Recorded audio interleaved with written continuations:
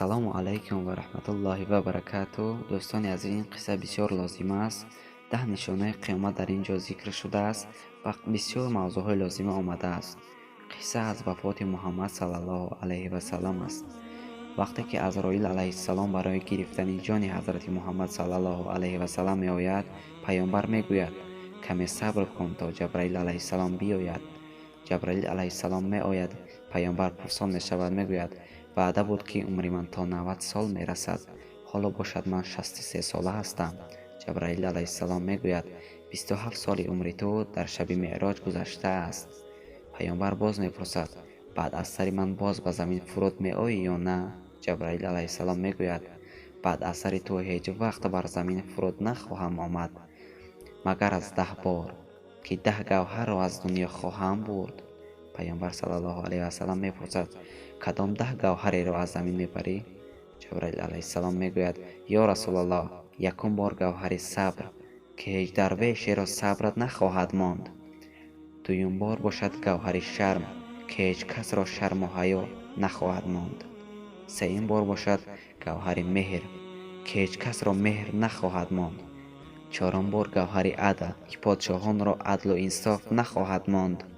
پنجم بار گوهر برکت که به چیز برکت نخواهد ماند. ششم بار گوهر سخاوت که فقیران را هیچ کس دوست نخواهد داشت. هفتم بار گوهر راستی که هیچ کس را راستی نخواهد ماند. هشتم بار گوهر حلال که هیچ کس را حلال و حرام نخواهد شناخت. نهم بار گوهر عمل که عالمان بر علم کار نخواهند گرفت. دهم بار گوهر برکت که قرآن مجید از دنیا خواهند برد. بعد از آن آثار قیامت پدید خواهد شد.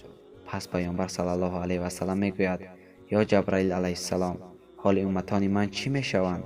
جبرائیل علیه السلام می گوید فرمان حق تعالی آوردم که محمد را بگو که امتان خود را به من بسپارد تا بر روز قیامت من به او بسپارم.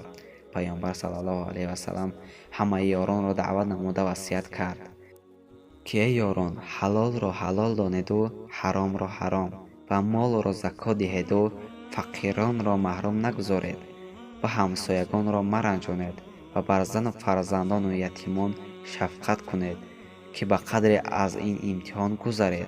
پس پیامبر صلی الله علیه و سلم فرمود که ای عزراییل علیه السلام، ایستاده شو و قبض جان من برکن و بر امتان من نکن که اینها قدرت ندارند و بسیار ضعیف و کم قوتند. عزراییل علیه السلام گفت یا رسول الله، هر امت تو که بعد از نماز فرض آیت الکرسی را بخواند، جان او را چنان قبض میکنم که طفل شیرخواره بر پستان مادر شیر بنوشد و در خواب رود، مادرش پستان خود را بکشد و طفل خبر نشود. بعدا عزراییل علیه السلام دست بر سینه مبارک نهاد و پیامبر صلی الله علیه و سلم آه برآورد. عزراییل علیه السلام گفت یا رسول الله، چرا آه برآوردی؟ پیامبر صلی الله علیه و سلم فرمودند که ای عزراییل، من دانستم که تو کوه دنیا را بر سینه من نهادی، ترسم این بود که امتان من هم چنین کنی. بعدا همه یاران پرسیدند که یا رسول الله، از این جهان می رویم، ما را نصیحت کن. پیامبر صلی الله علیه و سلم گفت از بدی پرهیز کنید و کینه را از دل دور کنید. باز یاران پرسیدند یا رسول الله، قیامت کی خواهد شد؟ پیامبر صلی الله علیه و سلم جواب نداد و به انگشت شهادت خود اشارت کرد.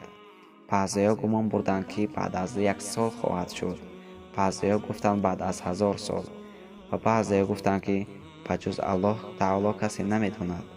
پس جان مبارک به حق تسلیم کرد.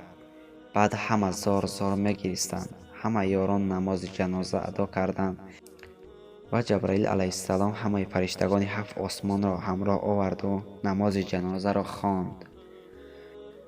الها به حرمت جان پاک محمد مصطفی صلی الله علیه و سلم جمله مؤمنان را توفیق خیر مرحمت فرمایند. آمین. باقی خدا حافظ.